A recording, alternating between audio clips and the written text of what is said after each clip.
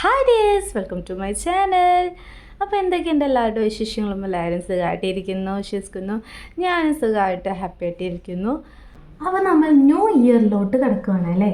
അപ്പോൾ അതിൻ്റേതായ ഒരു സന്തോഷവും പ്രതീക്ഷയും എല്ലാം ഉണ്ടാവില്ല എല്ലാവർക്കും. ഇനി വരുന്ന ഇയർ നല്ലതായിരിക്കണം, നല്ല നല്ല കാര്യങ്ങളൊക്കെ നടക്കണം, അങ്ങനെ കുറേ ആഗ്രഹങ്ങളും പ്ലാൻസും ഒക്കെ ഉണ്ടായിരിക്കും അല്ലേ. അപ്പോൾ അതുപോലെ എനിക്കുണ്ട് കേട്ടോ, 1-2 പ്ലാൻസ് ഉണ്ട്. റെസൊല്യൂഷൻസ് എടുക്കാനുണ്ടോ ചോദിച്ചാൽ ഒന്നുമില്ല. ഞാനൊന്നും റെസൊല്യൂഷൻ എടുക്കുന്നില്ല. കാരണം 1-2 ദിവസത്തിന് ആ റെസൊല്യൂഷൻസ് എന്തെങ്കിലുമൊക്കെ വിചാരിച്ചിട്ടുണ്ടെങ്കിൽ ചിലപ്പോൾ നടന്നേക്കാം. പിന്നെ അത് എന്താ പറയുക, പഴയതുപോലെ തന്നെ. അതുകൊണ്ട് ഇപ്രാവശ്യം ഞാനങ്ങനെ റെസൊല്യൂഷൻസ് ആയിട്ടൊന്നും എടുക്കുന്നില്ല കേട്ടോ. ഒന്നുമില്ല, ഞാൻ പോകട്ടെ എന്നാണ് വിചാരിക്കുന്നത്. പിന്നെ പ്ലാനിങ്സ് ആയിട്ട് എനിക്ക് 1-2 കാര്യങ്ങൾ നടത്തണം എന്ന് നല്ല ആഗ്രഹമുള്ള 2 പ്ലാനിങ് ഉണ്ട്. അത് ഈ ഇയറിലോട്ട് നമ്മൾ 2025 നടത്തണം എന്നുള്ളതാണ് ആഗ്രഹമുണ്ട്. നിങ്ങൾക്കും അങ്ങനത്തെ പ്രതീക്ഷകളും പ്ലാനിങ്സും കാര്യങ്ങളൊക്കെ ഉണ്ടായിരിക്കും. എല്ലാവർക്കും നല്ലൊരു വർഷം തന്നെ ആവട്ടെ എന്ന് ഞാൻ പ്രാർത്ഥിക്കുകയാണ്, ആശംസിക്കുകയാണ്. എല്ലാവർക്കും ഹാപ്പി ന്യൂ ഇയർ. പിന്നെ 1-2 പ്ലാൻസ് പറഞ്ഞിരുന്നു. അതിൽ മെയിൻ പ്ലാൻ എന്ന് പറഞ്ഞു കഴിഞ്ഞാൽ നമ്മുടെ ഈ യൂട്യൂബ് ചാനൽ തന്നെയാണ് കേട്ടോ. എൻ്റെ ഈ ചാനൽ നല്ല രീതിക്ക് കൊണ്ടുവരണം എന്ന് എനിക്ക് നല്ല ആഗ്രഹമുണ്ട്. നിങ്ങളുടെ സപ്പോർട്ട് എന്തായാലും കൂടിയേ തീരൂ എന്നെങ്കിൽ തന്നെയാണ് എനിക്ക് നല്ല രീതിയിൽ കൊണ്ടുപോകാൻ വേണ്ടി പറ്റുള്ളൂ. അപ്പോൾ നല്ല നല്ല കോണ്ടൻറ്റ്സ് ചെയ്യണം, അങ്ങനെയുള്ള ആഗ്രഹങ്ങളും പ്ലാനിങ്ങും ഒക്കെ ഉണ്ട്. അതാണ് ഫസ്റ്റ് എൻ്റെ ഒരു പ്ലാനിങ് എന്ന് പറയുന്നത് അത് തന്നെയാണ് കേട്ടോ. ഇൻഷാല്ലാഹ് അതൊക്കെ നടക്കും എന്ന് ആഗ്രഹിക്കുന്നുണ്ട്, പ്രവർത്തിക്കുന്നുണ്ട്. അപ്പോൾ ഒപ്പം നിങ്ങളുടെ സപ്പോർട്ട് എന്തായാലും വേണം കേട്ടോ. ഈ 2ാമത്തെ പ്ലാനിങ് എന്ന് വെച്ചാൽ, അതിന് മുന്നേ ആയിട്ട് എൻ്റെ ചാനൽ ആദ്യമായിട്ട് കാണുന്നവരാണെങ്കിൽ പ്ലീസ് ഒന്ന് സബ്സ്ക്രൈബ് ചെയ്യുക. പിന്നെ സബ്സ്ക്രൈബ് ചെയ്യാതെ കാണുന്നവരുണ്ടെങ്കിൽ ഒന്നുകൂടെ സബ്സ്ക്രൈബ് ചെയ്തേക്കണേ. പിന്നെ ലൈക്ക് ചെയ്യാനും ഷെയർ ചെയ്യാനും കമൻറ്റ് ചെയ്യാനും മറക്കരുത്. പിന്നെ എന്താണ്, അപ്പം നമുക്ക് 2ാമത്തെ പ്ലാനിങ് എന്താണെന്ന് വെച്ച് കഴിഞ്ഞാൽ, 2ാമത്തെ പ്ലാനിങ് ഇപ്പോൾ പറയാനായിട്ടില്ല.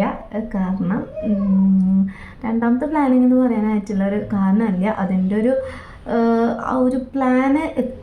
പ്ലാൻ തുടങ്ങി വെച്ചിട്ടേ ഉള്ളൂ. അത് നമ്മൾ എന്താ പറയുക, അതിൻ്റെ ആ പ്ലാനിങ്ങിലോട്ട് അങ്ങോട്ട് ഫുള്ളായിട്ട് നമ്മൾ എത്തിയിട്ടില്ല. പ്ലാനിങ്ങിൻ്റെ സ്റ്റാർട്ടിങ് പോയിന്റിലാണ് നമ്മൾ നിൽക്കുന്നത്. അപ്പോൾ അത് ഈ 2025 തന്നെ അതെനിക്ക് ചെയ്യണം എന്നും കൂടെ ആഗ്രഹമുണ്ട് ആ കാര്യം. അതുകൊണ്ട് ഞാനിപ്പോൾ അതെന്താണെന്ന് പറയുന്നില്ല. കാരണം പറഞ്ഞത് ചെയ്യാതെ നടക്കാതെ ഇരുന്ന് കഴിഞ്ഞാൽ അത് ഭയങ്കര വിഷമമായി പോകും. അപ്പോൾ അതുകൊണ്ട് ഞാൻ പറയില്ല. എന്തായാലും വിഷയമുള്ള ഞാനത് ആ ഒരു പ്ലാനിങ് വർക്കൗട്ട് ചെയ്യുമ്പോൾ പ്ലാനും നടക്കുമെന്ന് യൂട്യൂബ് ഫാമിലിയുടെ അടുത്ത് എന്തായാലും ഞാൻ പറയും. ഇപ്പോൾ ഒന്നും ആവാത്തതുകൊണ്ടാണ് ആ ഒരു ജസ്റ്റ് ആ ഒരു സ്റ്റാർട്ടിങ് പോയിന്റ് എന്നുള്ള ഒരു ഇതിന് മാത്രമാണ് ആ ഒരു പ്ലാൻ നിൽക്കുന്നത്. അതുകൊണ്ടാണ് കേട്ടോ.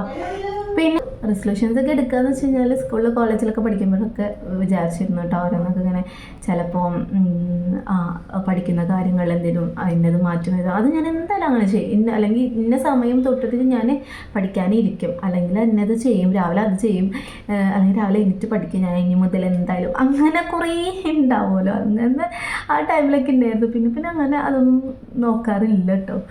കാരണം അതൊന്നും നടക്കുന്ന കാര്യമില്ലാന്ന് തോന്നിയതുകൊണ്ട് പിന്നെ അങ്ങനെയൊന്നും എടുക്കാറില്ല. ഈ പറഞ്ഞ പോലെ 1-2 ദിവസം അപ്പം അത്രയേ ഉള്ളൂ. അതങ്ങോട്ട് മുന്നോട്ട് കൊണ്ടുപോകാൻ പറ്റാറൊന്നുമില്ല. ഇപ്പോൾ വല്ലാണ്ട് കുഴപ്പമൊന്നുമില്ല, അങ്ങനെ പോണത് പോട്ടെ എന്നുള്ളത് തന്നെയാണ്. പിന്നെ നിങ്ങൾ എന്തൊക്കെയാണ് റെസൊല്യൂഷൻസ് എടുത്തിട്ടുള്ളത്, അല്ലെ എന്താണ് നിങ്ങളുടെ പ്ലാനിങ്സ്, അല്ലെങ്കിൽ ന്യൂ ഇയർ ആയിട്ട് എന്താണ് നിങ്ങളുടെ പരിപാടി എന്നൊക്കെ കമൻറ്റ് ചെയ്യട്ടോ. നമുക്ക് നോക്കാമല്ലോ എന്തൊക്കെയാണെന്ന്. പിന്നെന്താ, അപ്പോൾ ഇന്ന് പിന്നെ പറയാനുള്ളത്, ന്യൂ ഇയർ നമ്മൾ സെലിബ്രേറ്റ് ചെയ്യണത് ഞാനിപ്പോൾ എൻ്റെ വീട്ടിലാണ് കേട്ടോ ഉള്ളത്. ഹസ്ബൻഡിൻ്റെ വീട്ടിലല്ല, എൻ്റെ വീട്ടിലാണ്. അപ്പോൾ എൻ്റെ വീടിൻ്റെ തൊട്ടടുത്ത് തന്നെയാണ് എൻ്റെ ഉപ്പാടെ അനിയന്മാരുടെ വീടും.